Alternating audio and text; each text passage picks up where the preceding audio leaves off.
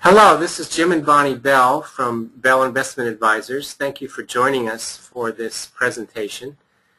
This is about our experience in Bhutan, and the title is Integrating the Spiritual and the Material.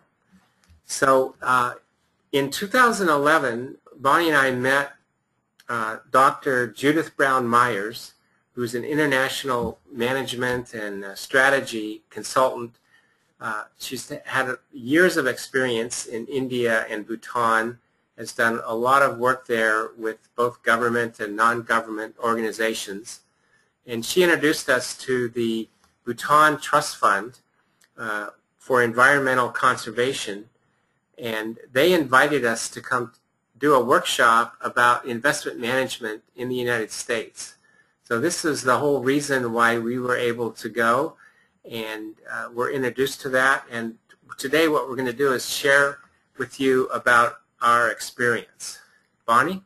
And I also just want to say at the outset that this is a very unusual presentation for us. We're usually, if you look at our webinars on our library of webinars on the website, we have lots of presentations that are with slides that are heavy on words and very few pictures. So this is the reverse of that, where we have all of our pictures, which were just pictures that we took. So we're sharing those personal photos with you, and also our personal experience of Bhutan. It had a big impact on us. It's really changed us in many ways.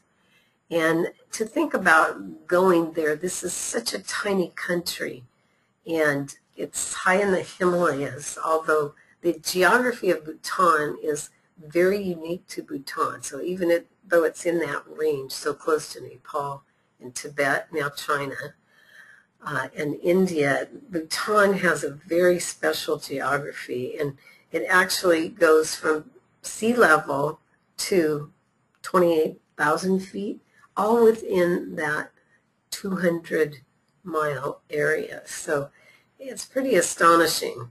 And everyone who goes there is really overwhelmed by the beauty. And it was so protected because it's surrounded by mountains, so it was isolated. And it's never been colonized. It's never been taken over by any other country, which is another unique situation and different from Nepal and Tibet and surrounding countries.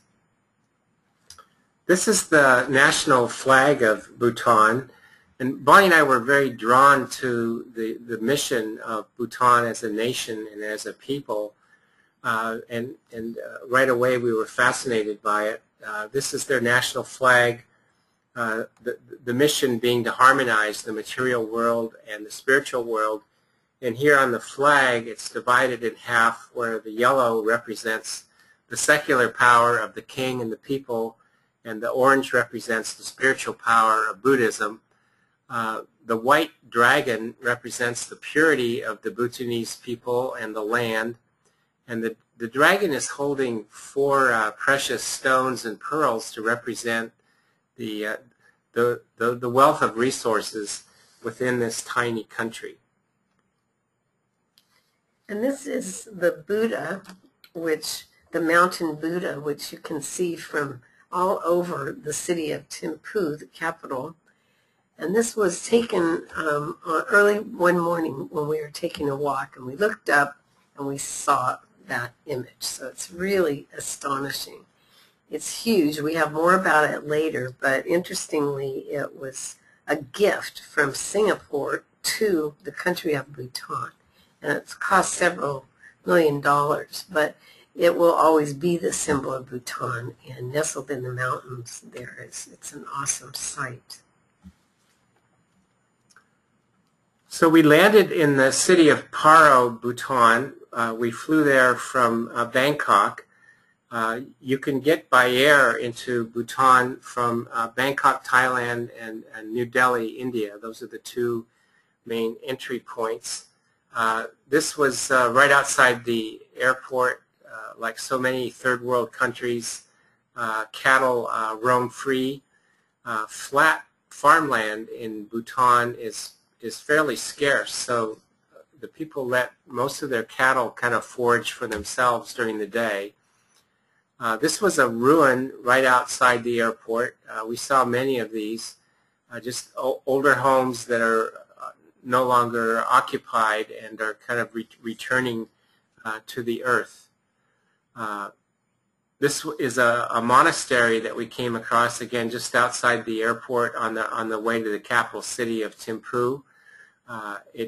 You begin to get a sense of the distinctive Bhutanese architecture, which they're very proud of and very strict about in terms of building development. They want to maintain the aesthetic qualities of their culture. And before we get too far away from the airport, I just wanted to say that flying from Bangkok to Bhutan is known as a pretty harrowing flight. We didn't have that experience, luckily, but it's a small plane, 136 seats. There's no huge jets that fly into Bhutan. But it's their only airline is called Druk Air, which means dragon. So the symbol of the dragon is everywhere. But you immediately land in this countryside, which is so green and beautiful. And Jim and I went to our hotel, which you'll see later, and unpacked very quickly and got to this marketplace because we had been told to see it that Sunday because it wouldn't be back until the following Sunday. So here we are, just immersing ourselves in these brand new sights and sounds. This is a butcher shop, obviously. This is not a common sight. There is this major butcher site that's in the marketplace. And this is upstairs in one of those buildings where farmers from around Bhutan come here to this market in the capital city to sell their crops and crafts. So Bhutan is a Buddhist kingdom. The fourth king declared democracy in year 2000. His assertion at that time was that Bhutan had been blessed with benevolent kings dating back to 1907, but he is wise enough to know that that may not always be the case. So it's both a Buddhist kingdom and a democracy. They now have a parliament, a prime minister. The monk body is very integrated with the government. They share the same government buildings in what they call zongs. And this is a bridge from the farmers market across the Thimphu River to the outdoor market. And it's loaded with colorful prayer flags, as you can see. And you see the prayer flags all over Bhutan, often in treacherous areas. So a bridge or some of the buildings that are high in the mountains are loaded with prayer flags. And this is the river that runs through Thimphu. It's called the Thimphu River, or also the Wangchu. 40% of the gross domestic economy of Bhutan deals with selling electricity to India. So there's 5 major valleys coming out of the Himalayas. They've built hydroelectric plants on these rivers, and it really supports the country in terms of their gross revenues to use that resource and to sell electricity to India. This is the outdoor market on the other side of that bridge. They sell beautiful jewelry and souvenirs. I just wanted to say, as we're looking through here, if you look at the people are tangibly happy people. And, Bhutan is really world famous now for the statement of the king that as they developed with the rest of the world, that they cared more about the gross national happiness of the people than the gross national product. So in fact, when we were in Bhutan in the fall of 2011, the United Nations adopted that philosophy. So it's really striking when you think about it. And then when you experience the people who love their country so much and love the land, love their sacred arts, and it's a very peaceful country, and the people are so down to earth, and they're very savvy people. They know human nature, and they were very welcoming to us. It was very easy to connect with people heart to heart. And you're surrounded by beauty in nature, but also you can see the arts that are represented. The sacred arts are everywhere. And everything is handcrafted still. So where the rest of the world gave up a lot of that as the world industrialized, you still see it everywhere in Bhutan. And here in our hotel room, this that looks like wallpaper. This is what I thought it was the first couple of days. And then one day I was looking at it closely and I touched it and I realized that it's painting. So it's hand painted on the walls, and you see this everywhere. The chest there that has the coffee or tea on it, handmade, hand carved, hand painted. So we were in awe of the beauty of the craftsmanship. Not this, however. This is the Swiss Cafe, and Jim will tell you more about it. Yeah, in all the travel books about Bhutan, there's always a reference to the Swiss Cafe. It's been an institution in the capital city of Thimphu, and Thimphu has a population of about 60 to 70,000 people, but this has been here for decades, and there is kind of a strong influence from Switzerland in Bhutan, and this has been a hangout for Americans and other tourists and expatriates for many decades, so it's kind of famous. We did get up early one morning to go to the Swiss Cafe, which we had read about in the tour book. But it really, Jim said that really the Swiss need to come back and spiff that up now, because it's certainly in need of new plants, for instance, and a few other things. So it wasn't a place that had very good feng shui, so to speak, so we didn't spend a lot of time there. Again, this is in downtown Thimphu. This is the building that houses the headquarters for the Bhutan Trust Fund for Environmental Conservation, where we had several meetings with the executive staff and some of the trustees. That red sign in the middle building, that is the sign for the Bhutan Trust Fund. Elevators are quite scarce in Bhutan. So most of the buildings are 4, 5, 6 stories high. I think this one, 1, 2, 3, 4, 5, yeah, with the office was on the 5th floor, and Bonnie and I got plenty of exercise going up there for meetings without an elevator. Steep stairs, too. You can see on the left side is a building under construction. They use bamboo poling to construct the scaffolds on these construction sites. So that was very interesting handiwork to see. This was a private meeting I had with the Minister of Agriculture and Forests. He's on the executive cabinet with the Prime Minister. His name is Dr. Pema Gamacho. I was honored to have a private meeting with him at his offices to talk about the challenges of Bhutan in terms of managing their resources. As I mentioned earlier, that their Buddhism is very respectful of nature, so they have a very high environmental, spiritual respect for nature. They've dedicated 60% of their wilderness land mass to conservation. They're not going to develop 60% of their forest. They're going to protect it.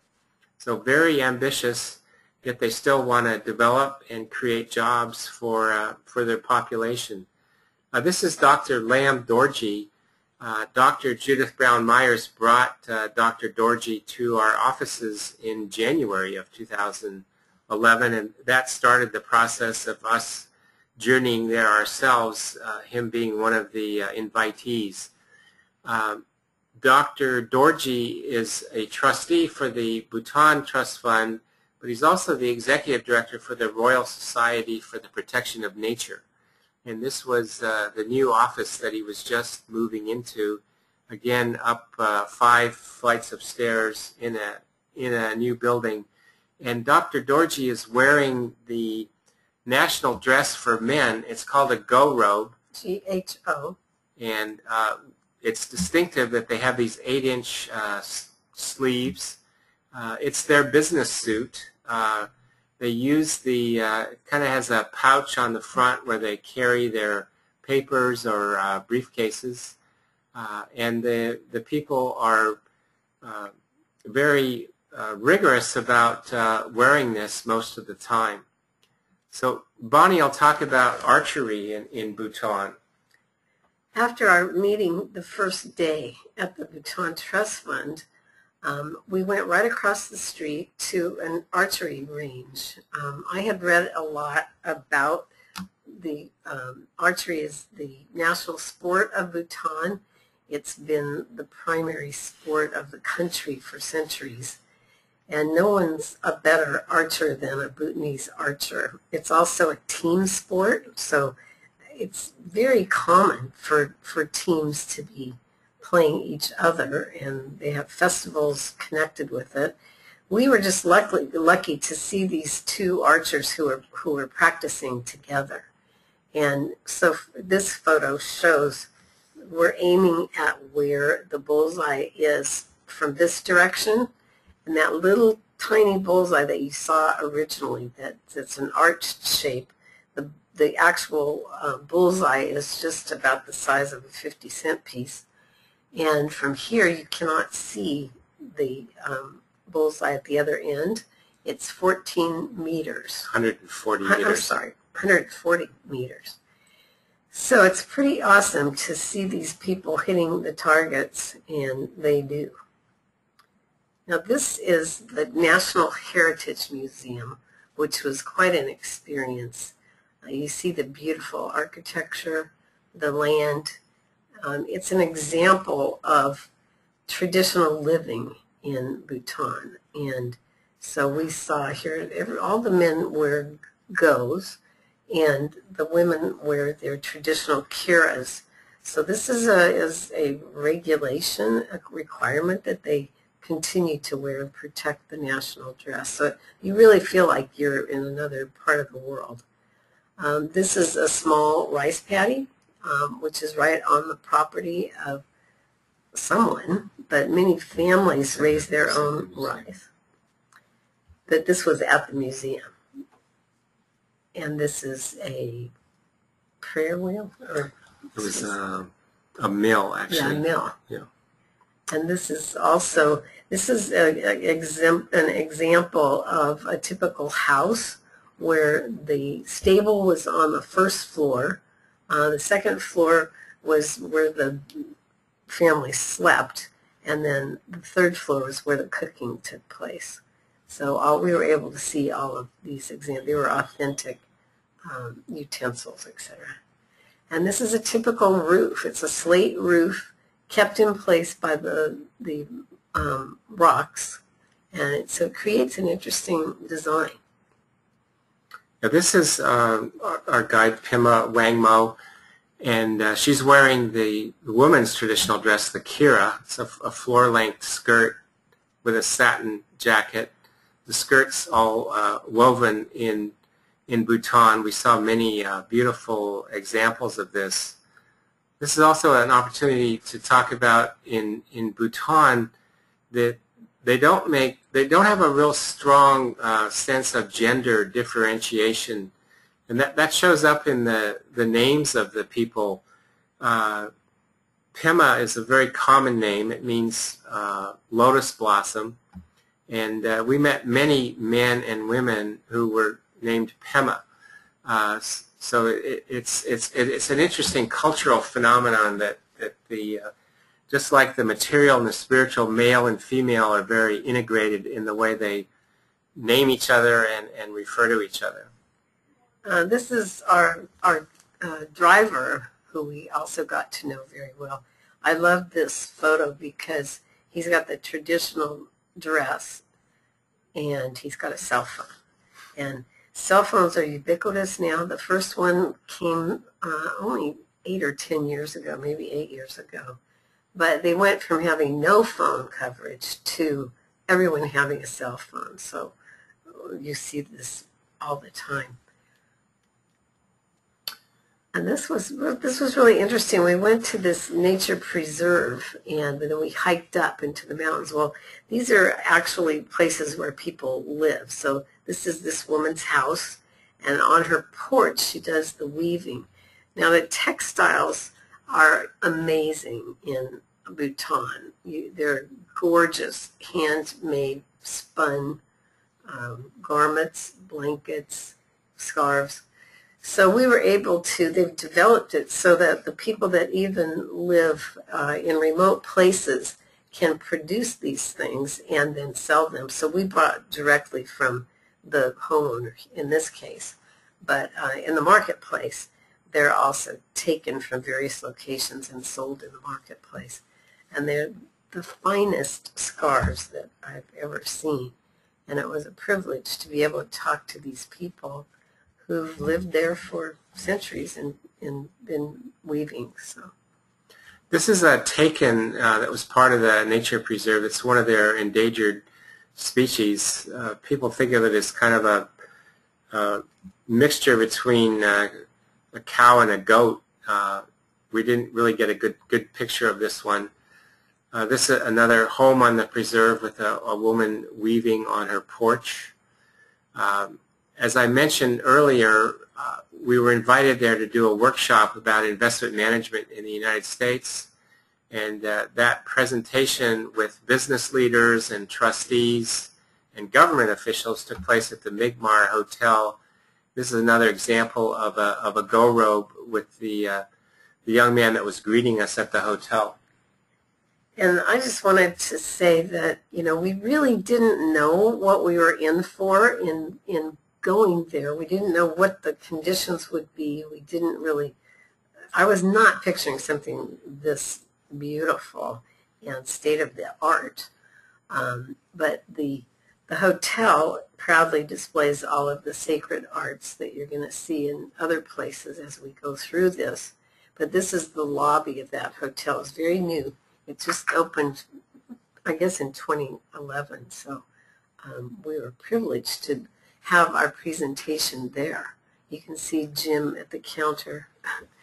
But then we had to hike up a few flights to get to the room where we had the presentation. But we didn't know if we had handouts for people, just hard copy, because we didn't know if we would have an overhead projector, but we certainly did. This is you can see the 5 portraits on the wall here. This is very common to have a representation of the 5 kings of Bhutan. The first one dates back to 1907, but the royal family, they're very proud of it. It's been a very progressive legacy. And this is an example of the carpets that you see. So these are all hand-woven carpets, and so it was a huge project for this big hotel to still utilize all the local crafts. So the development involves the people. So it isn't people coming in and producing things. They have very strict laws, so we're not going to see American hotels going up there, which is a wonderful thing because they're preserving all the things that make Bhutan so unique. So as Bonnie mentioned, we were really impressed with their technology. The Wi-Fi reception is ubiquitous. Almost seems better than it is here in the Bay Area. And also there's cell phone coverage. But the room where we made the presentation, as we're showing here, this was the break room, was also very modern, up-to-date. All the microphones worked. It was quite amazing. And this is another example of a hand-painted wall. You would think that red and gold pattern would be wallpaper, but no, it's actually hand-painted onto the plaster. Our presentation was about 4 hours with a break in the middle and time for Q&A. And we were able to host a lunch meeting with most of the attendees, the Secretary of the Cabinet, the Minister of Human Services and Housing, CEOs of the 3 largest banks in the country,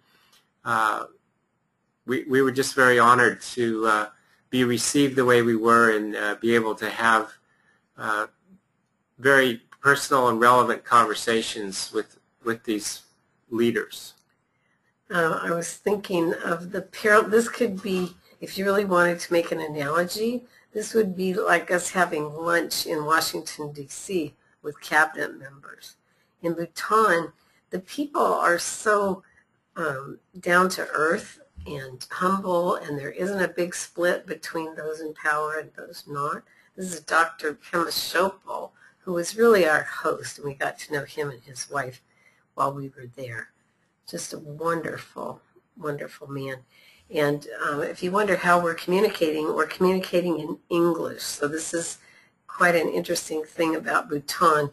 Over the centuries, they had so many different languages in Bhutan that the people in the north or east or south couldn't even communicate with each other.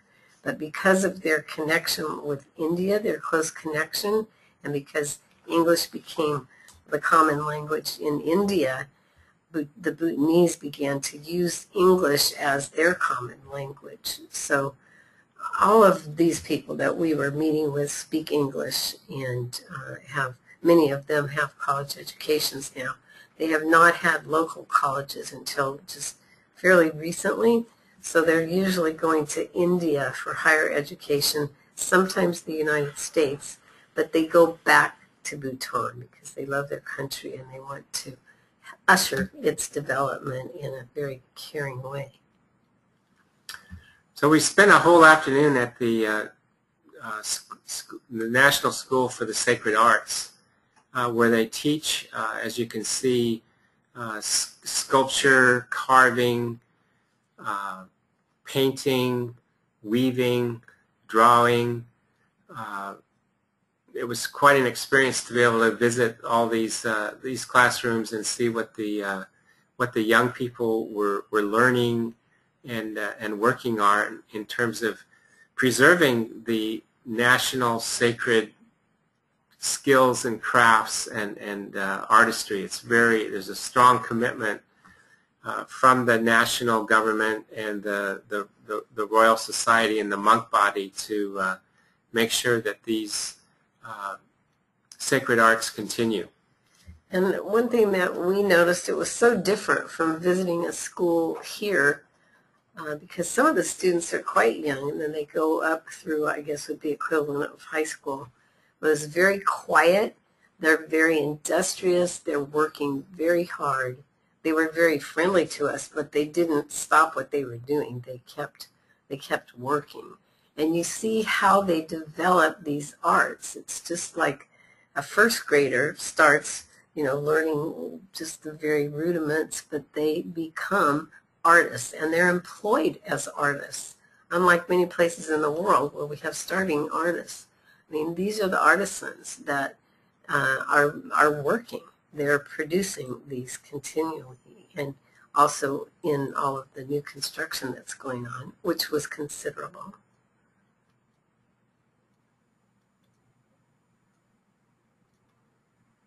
These windows are interesting, very Bhutanese. You want to talk about this, Bonnie? Yeah. So after we spent our time going through the school, we visited all the classrooms. Some of them, by the way, were very animated. They were involved in discussions. And luckily they were in English, so we could understand what they were talking about. Very, very thoughtful people.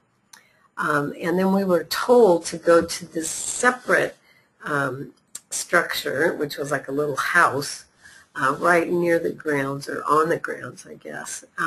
So this young man is one of the artisans, very talented. He has cerebral palsy. And so what you see him doing here is carving with his feet. Now, if you could see the intricacies of these carvings, you would just be amazed that he could do this. So you can see the tools that are kind of scattered near his pillow. And he just kept moving from tool to tool, and some of them were just minute. And he's able to have precision in doing this. And this is how he supports himself. The man on the bed, we didn't really know who he is, if he's a parent or just helps with the care of this young man. But he was so proud, and he would stop periodically and look up and smile, you know. And this was something we noticed too, that even though they have a very low standard of living compared to other countries, they have a rich life, and you didn't see vacant poverty. You didn't see people who are homeless. You saw a lot of people that seemed very happy with their lives, and they're well taken care of. They live with their families, and they produce their food and do their arts and worship, and it's all very integrated. So that concludes part 1. We hope that this has been meaningful to you and that you'll join us for part 2. Thank you.